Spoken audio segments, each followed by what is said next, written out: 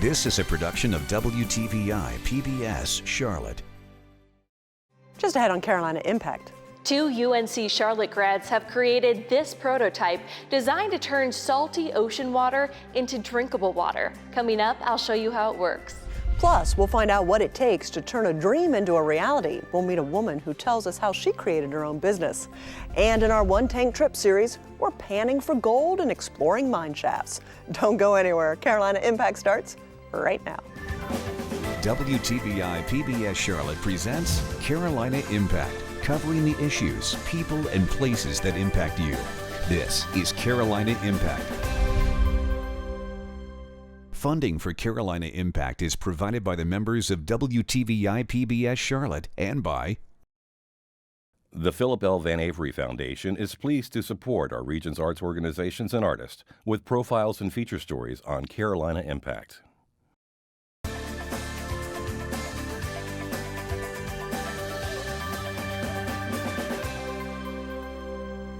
Good evening. Thanks so much for joining us. I'm Amy Burkett. Let's start tonight's show with a question. What's the first thing you did this morning? Most of us would probably say we went to the restroom, brushed our teeth, or brewed a cup of coffee. Now think about how difficult it would be to do all those things without access to clean water. Here's a bit of trivia for you. The average family of 4 in the U.S. uses 400 gallons of water per day.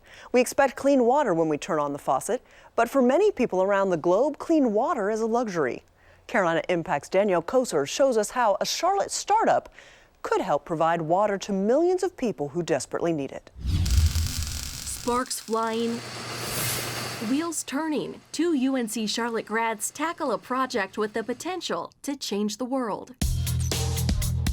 So what's behind me, we have literally designed from the ground up. Justin Sonnet and Chris Matthews say this hunk of metal, steel, and plastic could hold the answer to the Earth's clean water crisis. They call this small-scale desalination system SAROS, short for Swell Actuated Reverse Osmosis System. I can't think of a better way to kick off an engineering career than to say that you've designed something that's helping people in the real world. According to the World Health Organization, 1 in 10 people across the globe don't have access to safe drinking water. Though water covers 70% of the world, only 2.5% is fresh water. The rest contains salt. Some of the most drought-stricken areas in the world are, sunny beaches where everybody wants to vacation. That's where SAROS steps in, turning waves into fresh water. Here's how it all works. These pontoons allow the system to float on the ocean. When the waves rock the device back and forth, this giant pendulum swings, powering the pumps that allow this membrane to perform reverse osmosis. By the time the water makes it through this membrane, you get pure H2O. Entrepreneur Fred Wagner came up with the concept, then handed it off to Sonnet and Matthews as part of their senior design program, pairing engineering students with industrial partners. The first thing I did when I got the project was to go on Wikipedia and find out what reverse osmosis was. So we've come a long way since then. After Wagner introduced the concept, the students used software to draft a digital design, then spent hours in the shop bringing the blueprint to life. And by the time that they graduated, everything had happened except we had not put water through the machine and got drinking water out. Months later, they loaded SAROS onto a trailer and traveled to Wrightsville Beach for testing. Wave after wave, slowly drifting. Sure enough, wave after wave, the system turned salty ocean water into drinkable water. To actually build it and see it there, it's just really satisfying. After tasting the fruits of their labor, they sent a sample off to the lab where test results confirmed. And we made good water.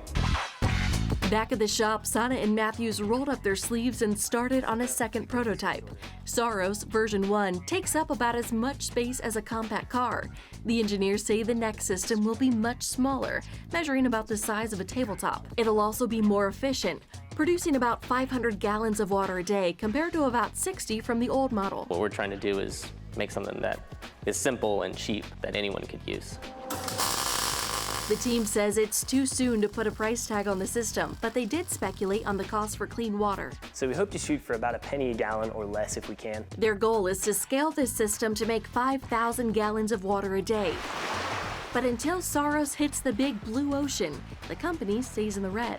Wagner says he's invested close to $200,000 in the project, which costs about $10,000 a month to operate. What we really need is about twice that much money to go faster And that is what my hope and my direction is to find somebody else who can actually use this product. We just need somebody to say, yes, come put it in. For now, the team juggles working in the shop with shopping around for buyers, pitching the system to potential customers in island nations and coastal areas. I invest in people, and I look for people that won't quit, and they're resourceful, and they're good team members. Sonnet and Matthews say this isn't what they had in mind when they enrolled in engineering school, and working at a startup means they're earning a little less than entry-level engineers at established companies. But you can't put a price on experience. Sometimes it's hard to see the whole picture, but it's definitely been a wild trip. Wave after wave, slowly drifting. Continuously working to redefine their design, the team paves the way for small-scale water desalination, combining engineering with entrepreneurship as they embark on an adventure to provide affordable clean water to countries across the globe.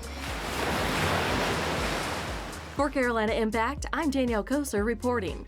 Thanks so much, Danielle. What amazing technology happening right here in Charlotte. Well, I've got a special guest joining me now to talk a little bit more about entrepreneurship, and it is Jacqueline Patterson of CLT Joules. Jacqueline, thanks so much for your time. Well, thank you for having me. Help us understand what CLT Joules does for companies like Ceros. Well, CLT Joules is an energy accelerator program based here in Charlotte, North Carolina, and it is a organization that was birthed through leadership at Duke Energy, and we focus on helping early stage companies move forward. We push them to accelerate, and the way we do that is through mentorship, through connection to funding, and most importantly, strategic planning. Which is something a lot of new companies can benefit from as they're starting. And we've all seen the unfortunate, unsuccessful businesses that fail in that first year. And you're with them and kind of hold their hand through that first year? Absolutely. Many of them are up and running. These folks, these are some sharp individuals who are coming up with technologies and innovations that will most likely be game changers. And what we try to do is help them kind of weed through the minutia of all those things that early stage companies go through. But oh my goodness, once they get going, it's exciting. It is exciting to see those types of things, and many people, there's a misconception that your company, because it's called CLT Joules, only works with energy-related companies here in the Charlotte area, but that's not true either, is it? Well, right now, no. We've grown. The goal was to identify energy innovative companies here in this market, but we've received response from all over the country. And so many of our companies participating in the program right now, they're from various parts of the state, and some as far as San Diego, California. So there's a lot of exciting things going on in energy right now. What do you see as some of the biggest challenges in giving them resources to help them be those game changers that you talk about? Many of the innovative companies in energy, they are developing new technologies that have to go through a very stringent process. And then eventually they end up with some type of pilot. They have to go to manufacturing. So the biggest challenge is bridging the gap from the time that they, come up with a concept to the time they take it to market. And so in the meantime, these folks have to eat. And so we help them with practical things, bridge funding so that they have cash flow while they work through that process. What would you say is the biggest success story so far? Biggest success story overall, would be the fact that the word is getting out about CLT Joules. Also, the word is getting out that these innovative companies have support. And we have large companies like Duke Energy, EPRI. There's a number of large corporations that are now partnering with our companies to help them get to the next level. And it's working. And so this is really becoming sort of a hotbed for entrepreneurship, isn't it, here in the Charlotte area? Oh, yes, it is. I am an entrepreneur myself, and it is a huge draw for many reasons. A lot of resources are here. We have the right climate here for folks who are interested in stepping out, and especially full-time as an entrepreneur. So yes, Charlotte is a place to be. Jacqueline Patterson from CLT Joules, thank you so much for sharing your story with us about how you're helping those entrepreneurs, and we wish you all the best success. Thank you. A recent Inc. magazine article shared a list of cities known for nurturing startup companies, which included Stockholm, Sweden, Atlanta, Georgia, Columbus, Ohio, and of course, Charlotte. Carolina Impact's Jeff Rivenbark introduces us to a woman who launched her startup a few years ago and the place she turned for help to grow her business. I got the airport order, ladies. We need a dozen carrot cakes, we need 2 vanilla pound cake, and 1 snickerdoodle. Ema Cromedy loves baking so much she launched a home business in 2008. Sweet cream butter, frosting, and cupcakes are tools of the trade for the Southern Cake Queen. As her home business grew, it became increasingly difficult for Ema to juggle all of the baking orders along with her full-time job as a retirement planner. I didn't plan it. It was just a hobby that turned into a business and that kind of took over. In 2012, she quit her corporate job to invest all of her time and energy into building her business. I decided to take the leap of faith, and it's been quite a journey, but I'm loving it. Ema has 3 employees, and now all the baking takes place here in this 5,000 square foot commercial kitchen in East Charlotte, where dozens of food entrepreneurs work each day. Within a few hours, Ema's team prepares dozens of cupcakes. Just looking at them will make your mouth water, especially the ones drizzled with caramel. Ema's husband Ian even helps out with the business. He loads all the cupcakes into the Pink Lady. That's what they call the mobile cupcake cart. You'll find the Southern Cake Queen in front of the Mint Museum twice a week.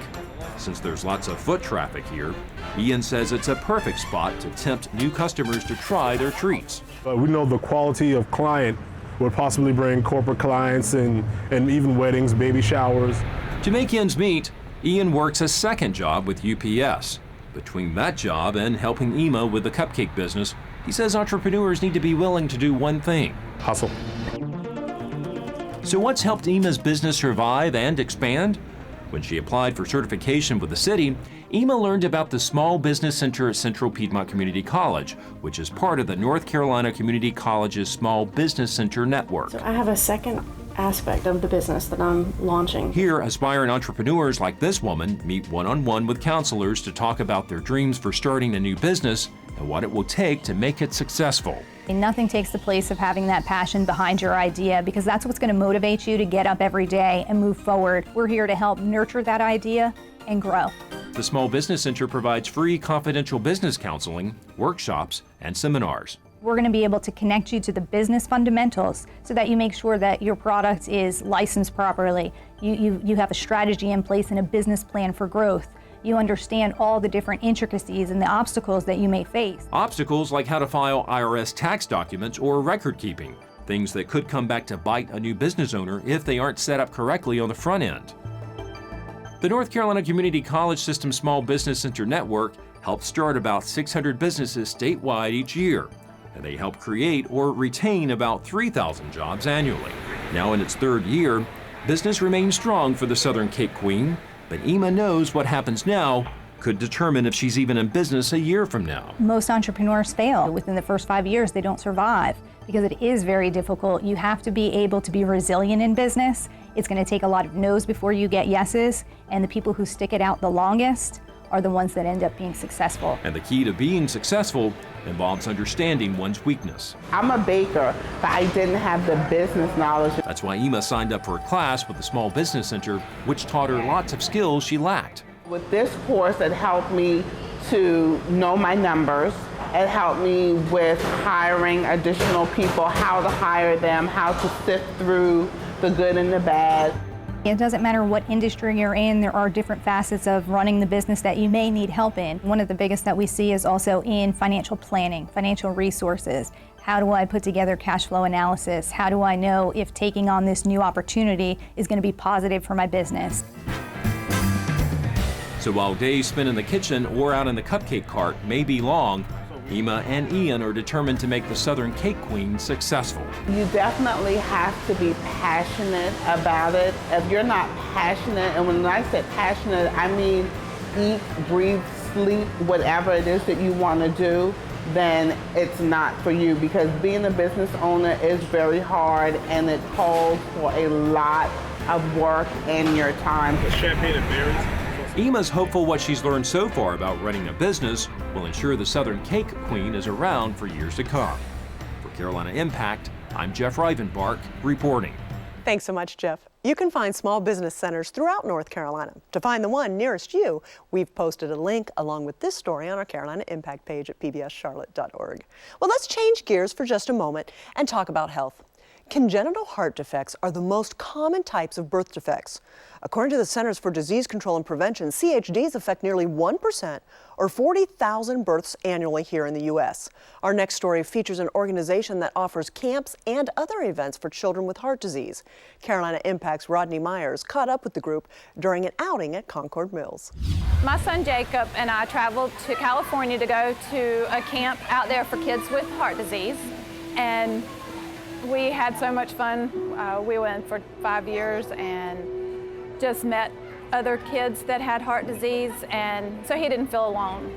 Jacob had several heart surgeries. He was born with several different significant heart defects that required surgery. He actually had 5 different procedures and surgeries before he was 1.5 years. And after that, he went on and everything was great, and he pretty much had a regular life. When Jacob was in his senior year of high school, he required another surgery to repair his valve, and he didn't make it through that surgery. Camp Luck is a nonprofit for kids with heart disease. LUCK is an acronym for Lucky Unlimited Cardiac Kids, but we're more than a camp. Camp Luck was started through 3 people, Kim Jackson, who we call Angel Elmer, she's the glue that holds all this together, Dr. Renee Herlong, and my best friend, Jay Thompson. We call him Bird.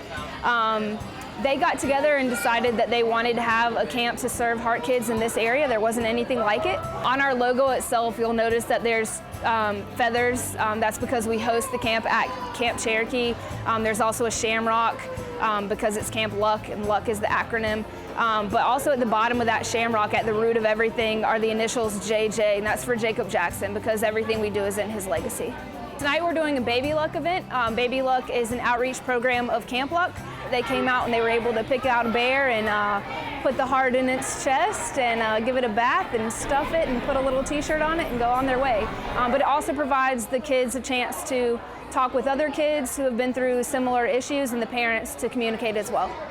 I think the benefits for the parents are equally as important as they are for the kids. It's hard to get a diagnosis of congenital heart disease, and when you have medical professionals telling you about what to expect from a medical perspective, that is fantastic, but only a parent can tell you what it is truly like living with congenital heart disease. They tell you and it can explain to you how it's, things change for your family, your constant doctor appointments, you're sick more frequently, and they're also there just to leverage experiences because they've probably dealt with similar situations, and they can say, hey, when this happened to my child, this is what we did, or this is who we spoke with, or this is how we handled it.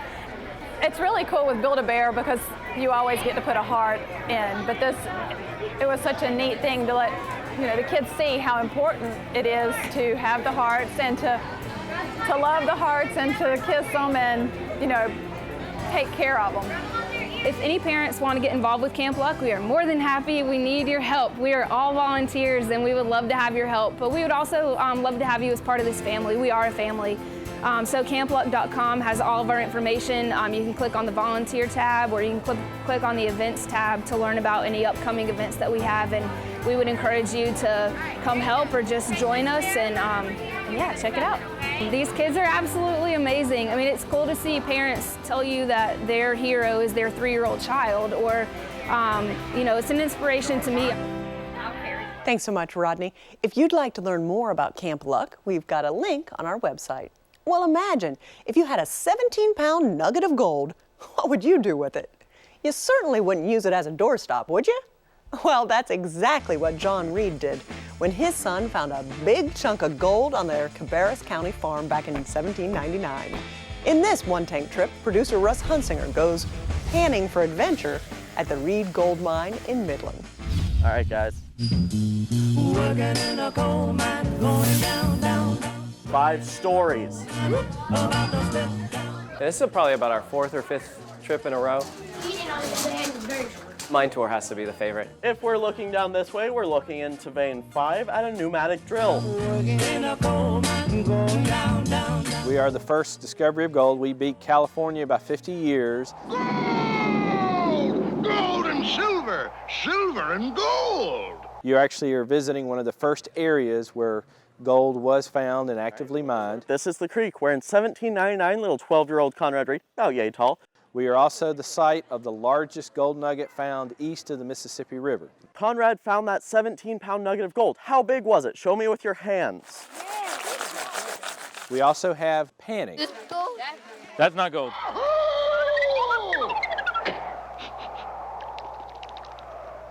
Nothing. And if you're lucky enough to find some, you get to take it home. Gold. Yay! Oh, man, look at that. How do you feel? Good. Why do you feel so good? Because I got gold. So that's when you're worth about $1 or so. North Carolina was actually known as the Golden State. For them to get in those enclosed spaces and for them to see what the miners had to travel up and down in, the tactile experience is so much better than just seeing words on print. They read something this morning, and then for them to go and see it, to mirror and bridge everything together makes for a great learning experience. This is something nicknamed a starbit drill. What would happen is one man... We're one of the few places where you can actually go underground in an original gold mine. I'm glad you came down to see the old stamp mill. We have an original 1890s era 10 stamp mill, which was used to crush the quartz, mix it with mercury to extract the gold. Silver and gold, silver and gold. Gold in medicine, gold in dentistry. We can show people that yes, gold is very valuable. We like it for jewelry and for other things, but without gold, most of our world as we know it today may not exist. Hands-on and getting dirty, I think, is the best way for them to learn. They're paying attention more, they're focused more, they are hands-on and busy, so they're more interested in what they're learning and not just sitting there listening to it. That's awesome. Really great place to get outside and do some fun things. This is my boy Noah, and I get to enjoy it with him. So there's some really great opportunities to see how they mine the gold, the story behind the Reed family and how that all came about. When you make history about people and not just about information, the kids really enjoy that, and I enjoy it. Thanks so much, Russ. The Reed Gold Mine is closed Sundays, Mondays, and most major holidays. By the way, they're gearing up for an annual event called A Golden Christmas. Saturday, December 5th, you'll be able to take a candlelight tour of the mine, enjoy hay rides, and learn about German holiday traditions. Sounds like fun, huh? Well, for details, look for this story on the Carolina Impact page at pbscharlotte.org. Well, don't forget, we're still giving away family 4-packs to the Renaissance Festival in Huntersville, but there's just 1 pack left reserved for one of our Facebook friends. If you haven't liked our PBS Charlotte page yet, please do so, and you may be our next winner, like Debbie Castello of Charlotte. Debbie, to get your tickets, be sure to private message us with your address so we can pop them in the mail to you. Well, that does it for this week from all of us at WTVI PBS Charlotte. Thanks so much for joining us. We hope to see you back here again next time on Carolina Impact. Good night, my friends. Funding for Carolina Impact is provided by the members of WTVI PBS Charlotte and by the Philip L. Van Avery Foundation is pleased to support our region's arts organizations and artists with profiles and feature stories on Carolina Impact.